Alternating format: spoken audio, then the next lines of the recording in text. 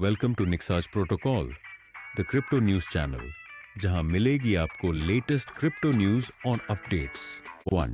Major crypto news Deriv researcher का कहना है कि ट्रम्प पंप और पेक्ट्रा अपडेट के चलते ईथर की कीमत $12,000 तक पहुंच सकती है।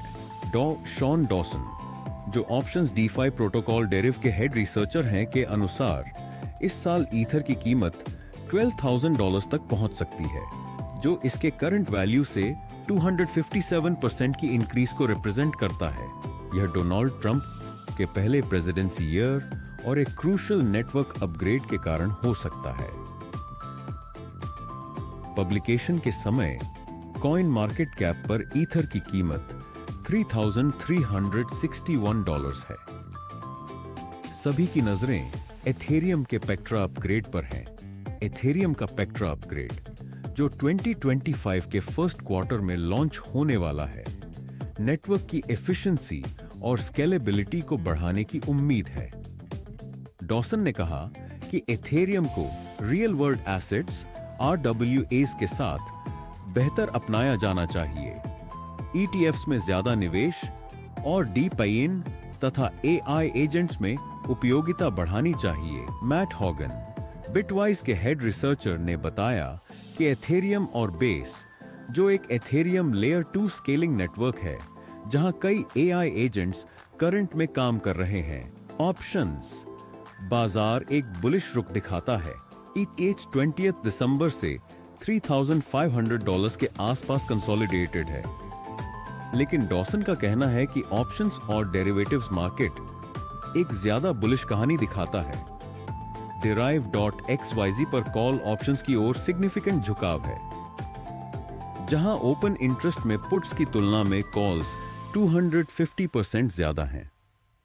यह मजबूत बुलिश सेंटीमेंट को दिखाता है, क्योंकि ट्रेडर्स इन ऑप्शंस के जरिए अपसाइड लेवरेज उठाने की कोशिश कर रहे हैं। हालांकि डॉसन ने वार्निंग दी कि बेरिश केस में ईथर की कीमत $2,000 से नीचे जा सकती है। उन्होंने कहा कि ऐसा तब हो सकता है जब spot ether ETF institutional interest attract करने में फेल रहे और शायद एक सफल सोलाना ETF से पिछड़ जाए। उन्होंने वार्निंग दी कि ईथर का मार्केट शेयर दूसरे लेयर 1 ब्लॉकचेन से खतरे में है, जो हायर रिस्क एंड रिवॉर्ड दे सकते हैं। बुल मार्केट में इन्वेस्टर्स अक्सर ऐसे एसेट्स को प्रेफरेंस देते हैं जिनमें भारी मुनाफे की संभावना हो, डॉसन ने कहा। 2024 में लॉन्ग टर्म एथर होल्डर्स की तादाद लगातार बढ़ी, जबकि बिटकॉइन होल्डर्स की तादाद पिछले साल में घट गई। नए साल में ETH पर बढ़ते विश्वास के कारण 30 दिसंबर को इनटू द ब्लॉक ने बताया कि जिन लोगों ने ईथर को लंबे समय तक रखा था, उनकी टोटल परसेंटेज जनवरी में 59% से बढ़कर 2024 के आखिरी तक 75% हो गई। 2. Major crypto news. Trump dump bitcoin की कीमत को $88,000 तक नीचे खींचने का रिस्क पैदा करता है। 8 जनवरी को बिटकॉइन $96,000 से नीचे गिर गया, क्योंकि स्पॉट सेलोनफ ने BTC की कीमत को पिवटल लेवल पर ला खड़ा किया। BTC की कीमत में गिरावट बढ़ रही है। $88,000 का लेवल हाईली प्रोबेबल है। ट्रेडिंग व्यू के डेटा के अनुसार BTC USD ने दिन भर में 1.7% और गिरावट दर्ज की। यह मौजूदा घाटों के साथ जुड़ गया, जिसने जोड़ी को नए अमेरिकी मैक्रो इकोनॉमिक कंसर्न्स के कारण $5,000 से ज्यादा गिरा दिया। स्पॉट सेलर्स कंट्रोल में थे और ऑन चेन एनालिटिक्स प्लेटफॉर्म क्रिप्टोक्वांट ने ग्लोबल एक्सचेंज बिनेंस पर बढ़ता दबाव की वार्निंग दी। बिनेंस पर घंटे की नेट टेकर वॉल्यूम आज तेजी से नेगेटिव हो गई, जो सेलिंग प्रेशर में सिग्निफिकेंट इंक्रीज का सिग्नल है। कंट्रीब्यूटर डार्क फॉस्ट ने अपने एक क्विक टेक ब्लॉग पोस्ट में रिपोर्ट किया। यह नेगेटिव $325 मिलियन के पीक तक पहुंच गया, जो 2025 में सबसे हाईएस्ट वैल्यू था। ISM PMI और जोल्टीज जॉब ओपनिंग्स डेटा जारी होने के दौरान, जो रिस्की एसेट्स के लिए अनफेवरेबल रिजल्ट्स को दिखाता था। पॉपुलर ट्रेडर स्क्यू ने इस बीच $95,000 को नेक्स्ट की शॉर्ट टर्म लेवल बताया। जबकि उस समय BTC की कीमत इससे $500 से भी कम दूर थी। वन डे के निचले लेवल्स $92,000 to $88,000 के पास बिड लिक्विडिटी बढ़ी है क्योंकि मांग बढ़ी है, उनके लेटेस्ट एनालिसिस में लिखा था। स्पॉट फ्लो इस हफ्ते बाकी के लिए वाइटल होगा और $95,000 इंपॉर्टेंट होगा। एक साथ दिखाए गए चार्ट में बिनेंस ऑर्डर बुक में नीचे की ओर लिक्विडिटी के ब्लॉक्स दिखाई दिए, जिनमें बायर्स $88,000 की ओर इंटरेस्ट दिखा रहे थे।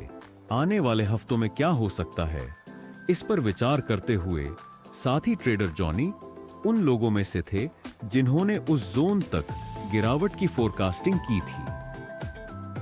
मुझे लगता है कि अगले 2-3 हफ्तों में इनॉग्रेशन के दौरान ऐसा एक मूव होना हाईली प्रोबेबल है, उन्होंने एक्स फॉलोअर्स से कहा, जो US president elect Donald Trump के टीएम की शुरुआत को लेकर था। दूसरे कम एंग्शियस थे। ट्रेडर और एनालिस्ट जोश रेजर ने वीक के एंड तक रिबाउंड की संभावना देखी। आज की कीमतों में उतार चढ़ाव को लेकर BTC ज्यादा कंसर्न्ड नहीं है। उन्होंने 7 जनवरी को कहा, आज के क्लोज और कल के लिए देखा जा सकता है, लेकिन वीकेंड तक बाउंस हो सकता है जैसा कि हमने इस रेंज में देखा है। डिमांड बिटकॉइन के बुल केस का सपोर्ट करती है। मार्केट पर पॉजिटिव रुख जारी रखते हुए क्रिप्टो क्वांट के सो की यंग जू ने मियांडरिंग प्राइस परफॉर्मेंस के पीछे मजबूत डिमांड का खुलासा किया। इस हफ्ते अपने एक्स थ्रेड में की ने अपेरेंट डिमांड इंडिकेटर का मेंशन किया, जो माइन किए गए बिटकॉइन की अमाउंट की तुलना करता है उन बिटकॉइन से जो कम से कम 1 साल तक रखे गए हों। बिटकॉइन की डिमांड वापस आ गई है, उन्होंने बताया।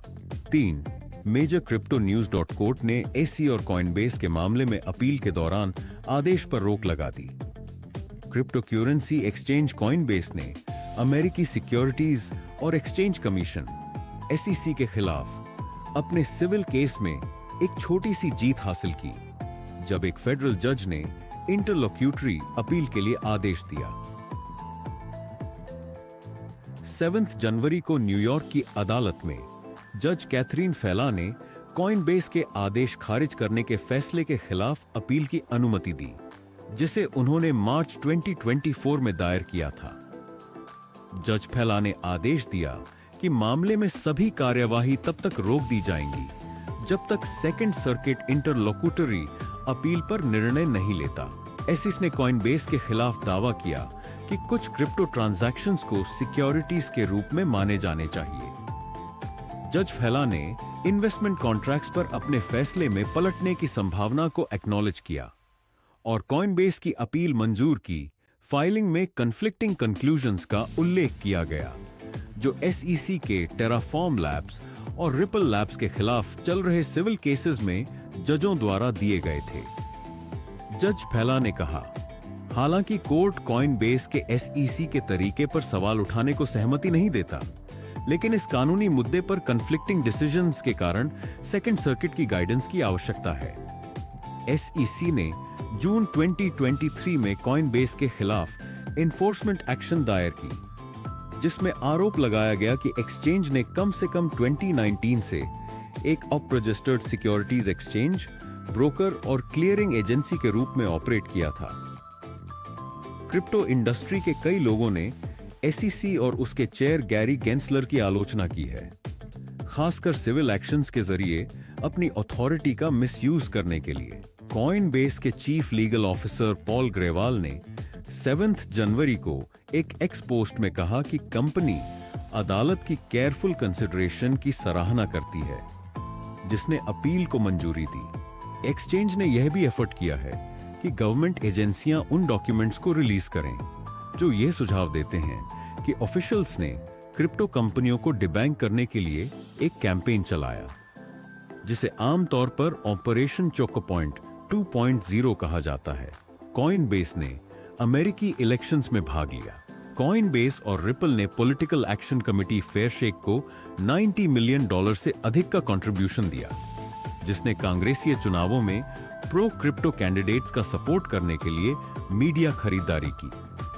रिपब्लिकन डोनाल्ड ट्रंप के प्रेसिडेंशियल इलेक्शन जीतने के बाद ग्रेवाल ने एसईसी से डिजिटल एसेट्स के प्रति अपनी अप्रोच में बदलाव करने की अपील दोहराई।